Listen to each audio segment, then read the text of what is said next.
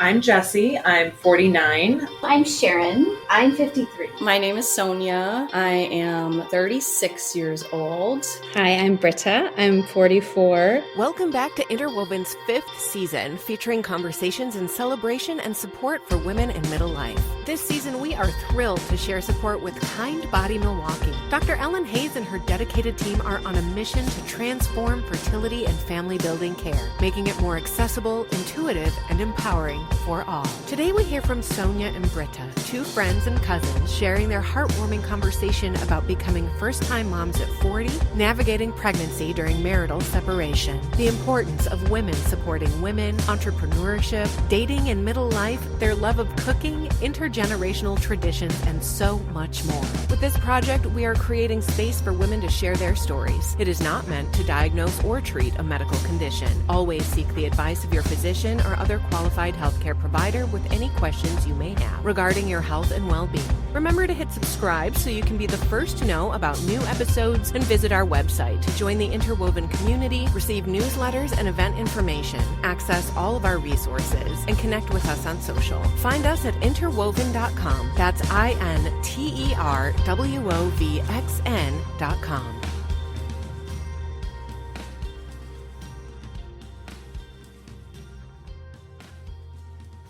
Hi, my name is Sonja. I am 36 years old, and I currently work as a personal chef, and I love to focus on helping women and families in their postpartum by providing nutritious meals. I also do intimate event catering and weekly meal prep. Hi, I'm Britta. I'm 44. I am a new mom to a beautiful little girl who's 10 months old. I'm the founder of Private Palette. I'm a wellness chef. I used to work for pro athletes and celebrities, and then started doing curated events. I would say that I am a curator of experience, whether that's events or doing styling for photo shoots or creative direction. And most recently, I started hosting retreats for women, which we'll dive into later on. I would say I'm really inspired by strong women, female founders. My love language is words of affirmation. I'm really curious and adventurous. I feel so blessed that I'm able to share this space with Sonja today. We are cousins. I'm 9 years older than her, so she was my little cousin. And now as we've grown into this stage of life, we are best friends and soul sisters. We also get to work together. We have been navigating a lot of transition. Really excited to dive into that today. Now I want to add, obviously work is a big part of my life, but a bigger part of my life is being a new mom. My daughter's 2.5 years old, big transitions. So, living in a new city and feeling really inspired by letting go of almost everything I knew about my old life and stepping into this space where I get to create from the bottom up. We should mention that we both got separated, which is why we're both in transition. And that has been watching Sonja navigate her transition while I'm going through the transition. I feel like I've had hard days when she's had better days, and she's been able to inspire me, and I think vice versa. And it's a really unique experience to go through with someone who is so close to you.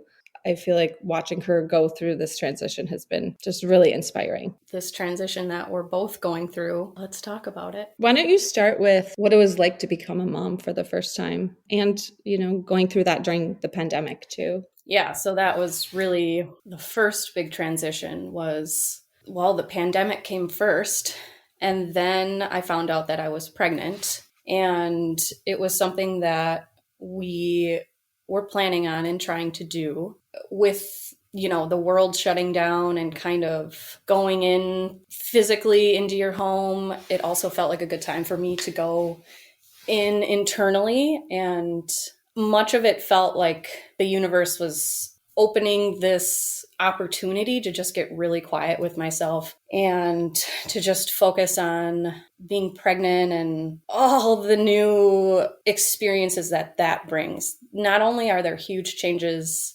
happening in your body, but there's huge changes that are happening in your mind and even spiritually. So yeah, I felt really blessed in a lot of ways to have that parallel experience.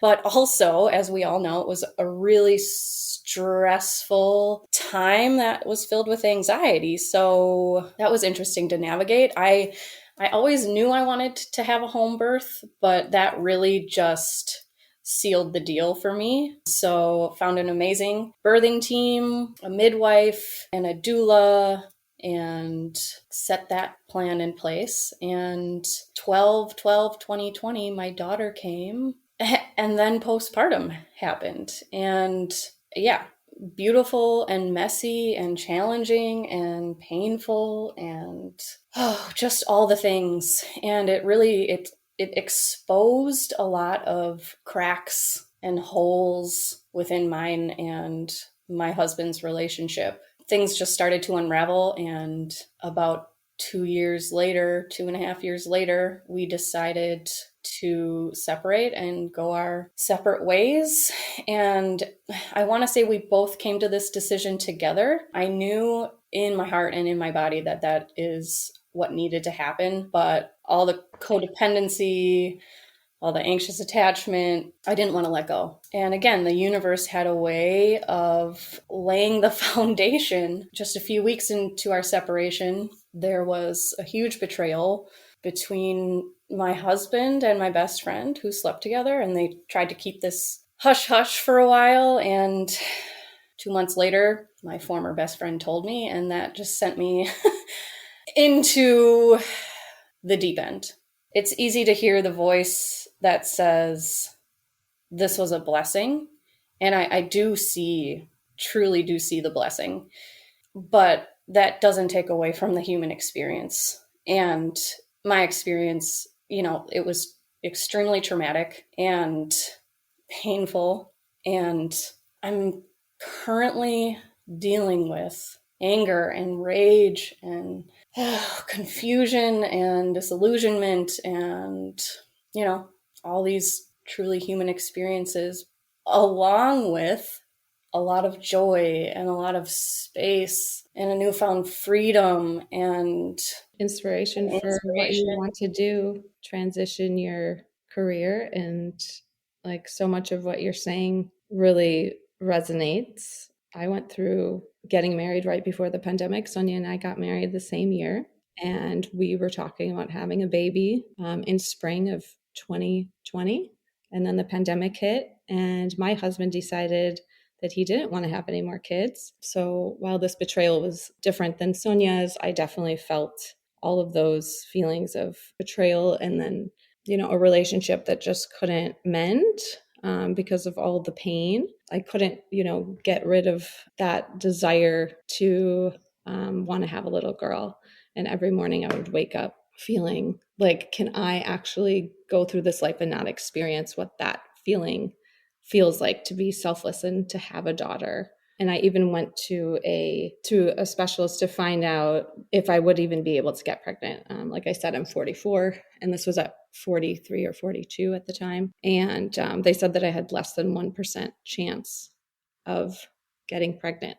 So there was a lot of mourning, a lot of loss, even though I was still married, but we weren't able to heal from some fights that we got into around my feeling that it was a betrayal and his feeling that it wasn't. We got separated, and the next morning I found out that I was pregnant. And going through the whole pregnancy, like Sonja was saying, all of the feelings that she's experiencing, and because her daughter was born, she has the space, sometimes on weekends to go into the woods and scream and express herself. I would say, there's a lot of parallels in our situations. I was pregnant, and I was very intentional about every breath that I took. From the moment that I found out that I was pregnant, I would put my hands on my belly and use my breath. And I meditated 3 times a day, and I would listen to music that I used to meditate to. I lived in Bali for a little bit. Listen to Bali music and just try to tell her if I was crying, tell her if I was feeling anxious, I would try to slow down my breath and talk to her about how to self-soothe and all of those things. Because I really wanted her to be a happy, healthy baby. And I think that while Sonja and I are bonded in so many ways, this experience and going through this and being able to call each other and share, the tools that we're using to navigate all of these things and to realize how important community is when you're going through hard times. And sometimes we can feel alone, but it's like going through this or with you is a blessing. Going through the separation while pregnant and becoming a new mom. And also I was living in New York for 10 years, moving back to Milwaukee after 10 years and not planning on moving back here because I wanted to get the support from our family. And, that has been a huge transition, and missing my friends and just the energy of New York, but seeing, all the blessings of being here and getting to see family. And so as Britta mentioned, we work together and we have such a long history of this interwoven relationship that has spanned so many different labels, I guess. Yeah. How would you describe it? Or, like different roles, maybe. Different roles, yeah. Like Britta said, she's 9 years older. So when we were younger, she was like the mother. Yeah. And she's the oldest of the cousins, that side of the family. And there's only 4 of us. And we were all super close. More like siblings than cousins, I would say. We spent so much time together at our grandparents' house and on weekends. And it's interesting because we've never gone into a fight. Yeah.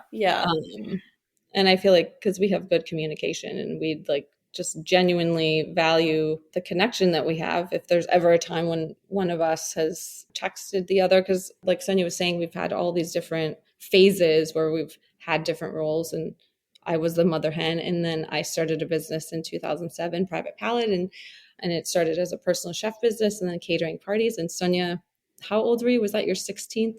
Yeah, I was, a teenager, 16. Yeah, it was her 16th birthday, and she came and cleaned like 40 pounds of, maybe 80 pounds of chicken for trimming fat off of, just a bunch of chicken. Yeah, and she did it with a smile, of course. Yeah, because it's always been amazing working together. And the first, my first website, Sonja photographed all of the photos, everything on there, and she went to go live in Italy during school when she was doing food photography. So I think that we've looked up to each other. Yeah. Different, we have so many similar interests, but we've always been able to look up to each other and learn from each other. And I moved to New York, and then Sonja was one of the personal chefs working for my business. And then she started her own business. And now that I'm back, it's great because for the first time, like I can be her sous chef. Yeah.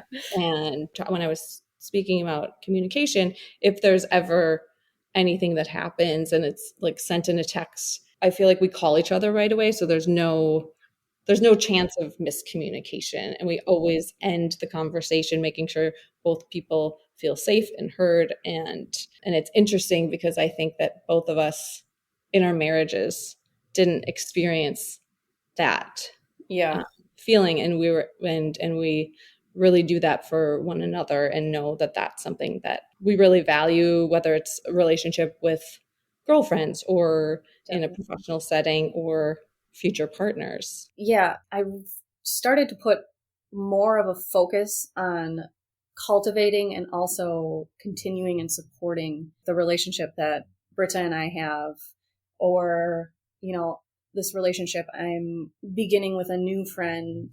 I want to put my focus right now on the other relationships that are long-term and could be longer term than like your own romantic relationship. And definitely need to mention the relationship that I have with myself too. I just really feel this undercurrent of building my community. Like Britta had to leave New York. I had to leave Milwaukee. And I'm only 40 minutes away. I'm in Delafield, but I also had to leave behind this community that I felt so proud of. I had really worked hard to create for myself.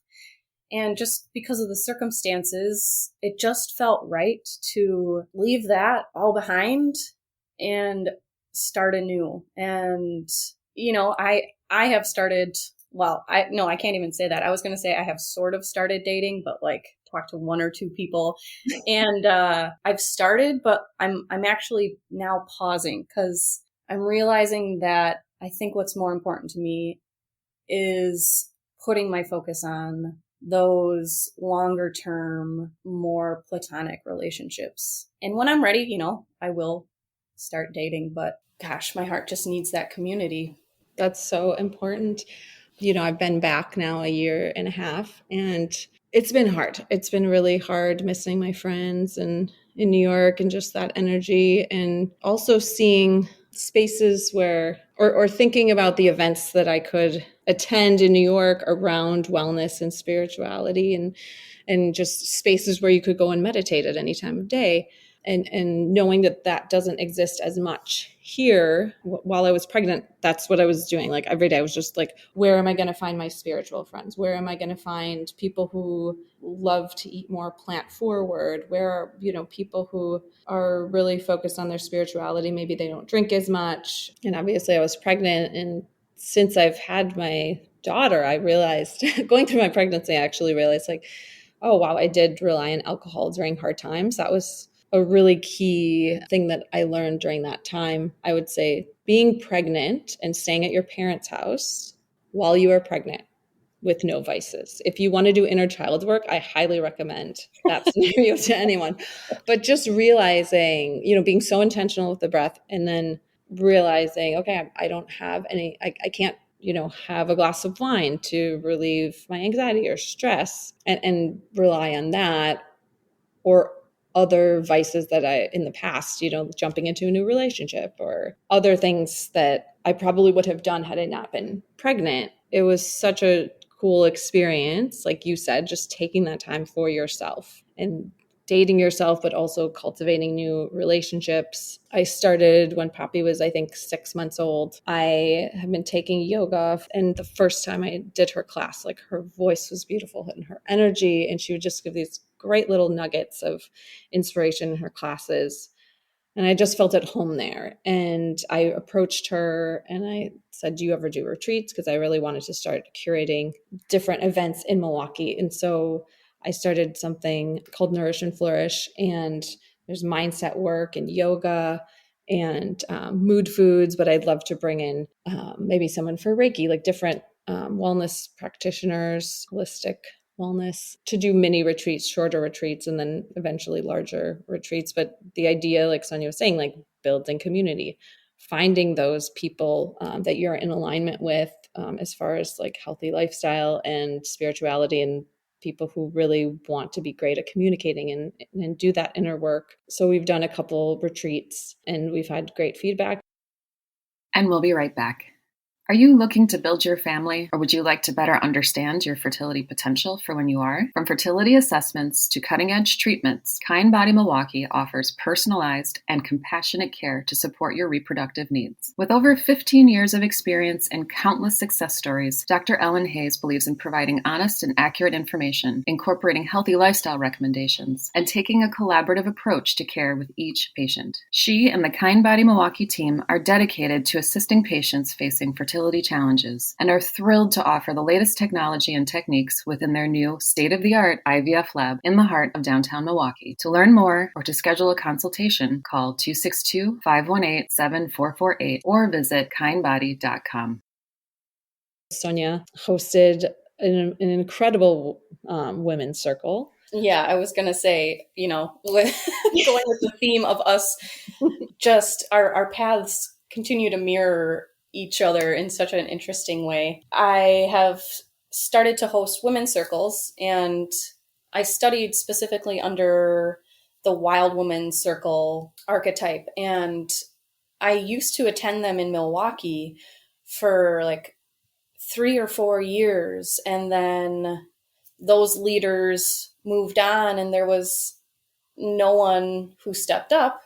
And I just kept thinking to myself, I need this. And even in one of my therapy sessions more recently, I was giving the prompt to think back on a time when I felt like most vital in my life. And it was that time where I was sitting in circle regularly with women and just sharing myself. And there's something so sacred about the space and time that we create and cultivate just by simply coming together. It doesn't have to be that you're doing yoga or you're doing meditation. It doesn't matter so much what it is you're doing, except that you are making the time to come together, being intentional about just sharing or just showing up authentically. I feel the same, obviously. And when I was in New York, I was doing a lot of parties for private people, private events for private clients in their homes, and doing everything, floral design and, interior aesthetics and the food and the staffing and all of those things, which I loved, and it was wonderful.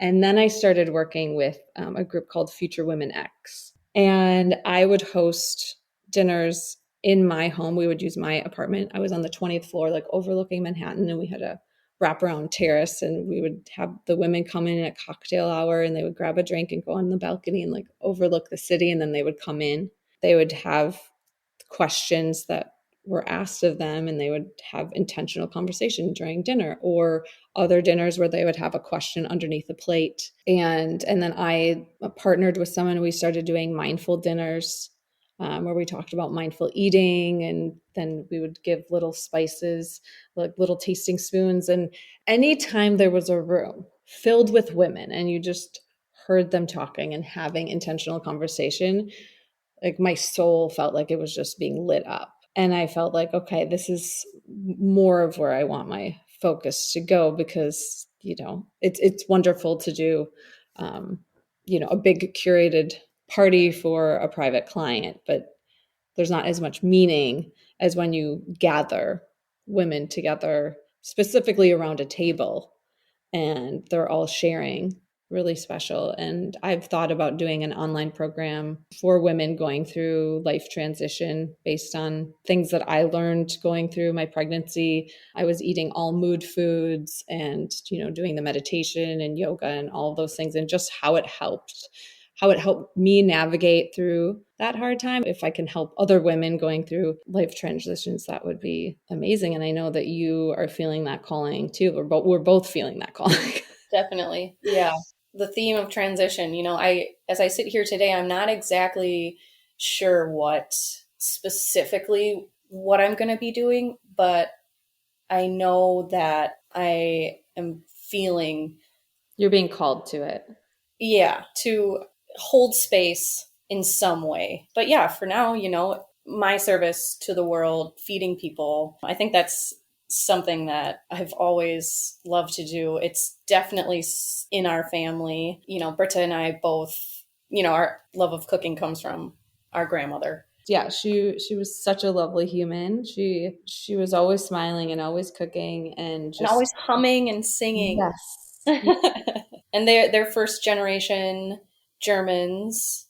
So we learned a lot of techniques like pulling strudel dough, yes, and seeing back to community, seeing how, intergenerational living was the norm. And so it would not only be our grandmother, but her mother-in-law and her mother, they would all work together and can and preserve. And they owned a 8 family on the south side of Milwaukee, and her mom lived just in the apartment next door. And I always really loved that. Yeah. Sonja, like we said, you are 9 years younger, and growing up, it was like always my dream to live with you and Jenna. I was like, we're going to be roommates at some point, or like, I envisioned that I would be married and maybe you would live next door, when you went to college or something. And then and then we ended up living together. I had started my business, and Sonja's sister, Jenna, my cousin, Jenna was living in Boise, Idaho, and she moved back.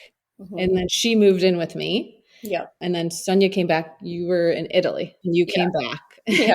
And you were staying at our house like half the time. And we were like, why don't you just move in? So the Yeah. three of us got to live together, which was like a dream come true. And then you would help with parties. Saturday mornings, we would do brunch club. We would like take all the leftovers from the party and figure out what we could make. And everybody's boyfriends would come over, and it was all like we always loved to create a space in the dining room where we had a full table. We love gathering, whether it's with food, and usually it is. But now we're going to gather women, and I'm sure food will also be involved at some point. Oh, I know what I wanted to share. The difference of being pregnant when you're in your 40s. I think that in New York, it's normal to have a baby at this age. And I'm having a hard time meeting other moms who are my age. I think has been a challenge, but I think that it's also so amazing to become a new mom in your 40s. I'm definitely more tired, but I was trying to focus on the positives. Oh, I think because I was older, when my body was changing, and this was like one of the greatest blessings for me, I've definitely judged different parts of my body and been critical. And I think for the first time in my life, I am not critical of my body at all. And it started the moment I remember showering and just touching my belly and like realizing that like I was expanding. And I don't know if it's because I became a mom or if it's because I didn't think that I was going to get the opportunity to. And then I did, but I just remember there was like a really pivotal moment where I just stopped judging myself. And I'm so proud of myself for that because that was just something that I really battled with a lot. And even now, when I go to the gym or do yoga and I see like my stomach getting smaller, like I don't actually want my body I don't want my stomach to ever be what it was before I had her. Cause I'm like, but that's Poppy's house. Like I want some evidence that I did get to have a baby. I know that I would not have thought that way before I had her. I wish I could say I had the same experience. It was a little more challenging. I feel like I really witnessed a lot of friends who were hard on themselves. Mm-hmm, mm-hmm. And then like the mom guilt that everybody talks about, I will allow myself mom guilt for 30 seconds. And then I have to say like, I can't. And I wouldn't say that it happens very often. I would say the biggest thing that I do feel the most guilt around is I was definitely planning to breastfeed for 2 full years. But then 6, 7, 8 months into exclusively breastfeeding, I got carpal tunnel really bad in my wrists. I had tennis elbow and shoulder issues, and I wasn't able to like lift my arms. That was probably the hardest moment, knowing that I was in so much pain that I had to take a break and then introduce formula. And I know that you had your own breastfeeding journey that was challenging. Definitely. It was mastitis. Yeah. In the first, was it 10 days? It was 10 days or less. Just remember waking up in the bed soaked because I was sweating so much. And it was one of those things where it's like, oh, this must be normal, But of course I called my midwife and she just wasn't quite sure that it was mastitis. And, eventually we decided to treat it, and breastfeeding was super painful. And Ari was a tiny little thing when she came out. And I'm a small person too. And she was actually breech, and she was actually surprise breech, still delivered her at home. No problem. So all the doctors were worried about her being so small, and like it just put so much pressure on me and so much stress. And I think stress really contributes to like milk supply and mastitis and clogged ducts. And then I ended up getting shingles. It was just like one thing after another. And I made it to eight months. I remember the day that was going to be like her last day breastfeeding because she just started to want the bottle more. And I had not prepared myself for what that was going to feel like. But again, you just got to take it as it comes, and whatever you decide is good. While that was all challenging, and you can feel like you're not doing as good of a job as a mom when you go through that, right? I think that you have to just, tell yourself there's no such thing as perfection. I think I know I put a lot of pressure on myself to try to be perfect all the time pre-Poppy. And now I'm like, it's not even like a goal. Like that's so unrealistic. And like, we can only do so much. Having a small daughter and going through separation or being pregnant on your own and navigating, never really having a partner through that. Like, my ex is involved, but like, I never had one moment with my husband being excited together. And so you go through all of that, and then you go through separation and being a single mom and, trying to figure out, how am I going to support myself? Where do I find time for me? And who am I? Who was I before? And then who am I now, right? Who's the 2.0 version? But just always remembering that you don't need to be perfect and you're not going to get it all right. And to just like be gentle with yourself, I think, is what I tried to do. You got to take care of you first. Like, everyone says that the baby's number one, or your relationship is number one, but it's like, you are really number one, because if you can't take care of yourself, if you don't take care of providing for the baby, if you don't take care of your mental health, the baby's not going to thrive, right? So for me, I know that if I do a yoga class, I will be a completely different person after that hour that I took to myself, to go inward, to move my body, to become strong. I want to put an emphasis on the breath. Breath work has been a huge blessing in my life. I think my first experience with breath work was when I was pregnant and I was preparing for a home birth, and knowing that I wasn't going to be taking any medication, I started looking into hypnobirthing, which really just means being with your breath, breathing deep, and listening to affirmations. We all know, like, you take a birthing class now, yep, a lot of focus is on the breath. And that actually carried through into my postpartum and into my separation. I took this 5-day free breathwork course through these women from Australia, Reconnected Parenting. So what they teach is through the lens of parenting. This 5-day free breathwork course ended up helping to carry me through that incredibly hard decision of leaving your marriage. I look back and see how many times I was sort of up against a wall, asking myself, do I stay or do I go? Feeling too scared and not ready. I have breath work to thank for regulating my nervous system, helping me to know that I could make that decision and support my physical body. I would love to share just one more little bit. Dating as a single mom in your 40s. If you are in a place where you are in an unhappy marriage and you're at this age, but you're nervous because you don't want to be single, and I'm just dipping my toe in, I have found if you go into it with intention, and you're very honest about what your needs are, and you know what your attachment style is, and you know what your love languages are, and you're having these conversations right away, you will be able to weed out men who don't actually want to have relationships. You'll be able to meet men that are actually like compatible with you. And I have found, I did a lot of thinking about how is dating different? It was so different when I was like a wild wanderlust woman living in New York and traveling all over. I was definitely had different values. I don't even know if I can use the word values.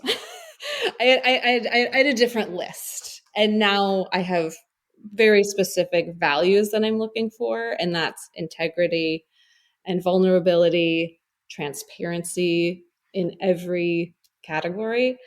And I feel like when I've gone into these dating scenarios with that mindset, I'm meeting really fantastic humans who are actually also interested in that type of relationship. And I've actually, the feedback that I've gotten when I've gone out with people is actually like, wow, you were actually looking for something real.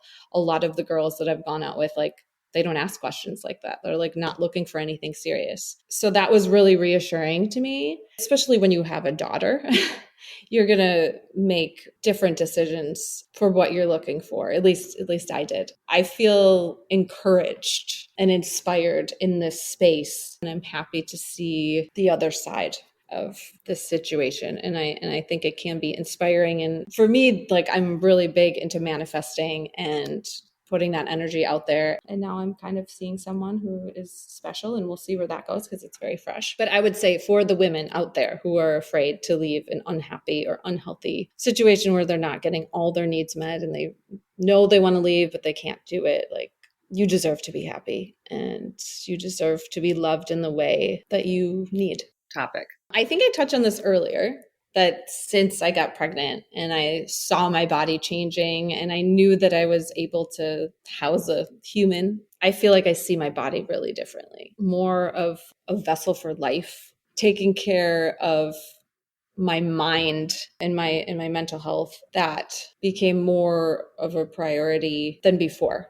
And also, physical health. Yeah, for me, I think as I age, I'm noticing that I'm starting to experience my body differently. Whereas before it was a lot of focus on fitness and, the physical body and what that physical body looks like and its abilities, which is still important to me, but I'm starting now to shift into this more somatic experience of the body, meaning how I process my emotions and how they land in my body and how my body helps me to process and transmit and alchemize and release these mental and emotional experiences, and how beautiful it is when I can feel overwhelm and I can take a moment and find that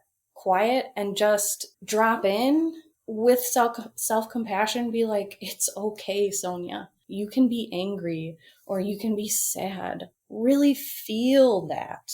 Then maybe move. Just get that shit out of there, because we don't want to carry that around. We don't need to carry that around. Yeah, this was an awesome conversation. I loved this conversation. This was so special to do this with you. And I'm so grateful for all of our transitions and how the universe has brought us to this moment to go through all this together and then to be able to do this together. Thanks for joining us today. We invite you to give us a star review and to hit subscribe for a new empowering conversation each week. Visit our website where you'll find our newsletter, event dates, and other amazing resources. Visit interwoven.com, that's interwovxn.com, to sign up today. This show's copyright is fall of 2023. Our Interwoven producers are Teresa Kopak, Rebecca Jankowski, and Jen Gilmore. All original music was created and performed by Gina Barrington.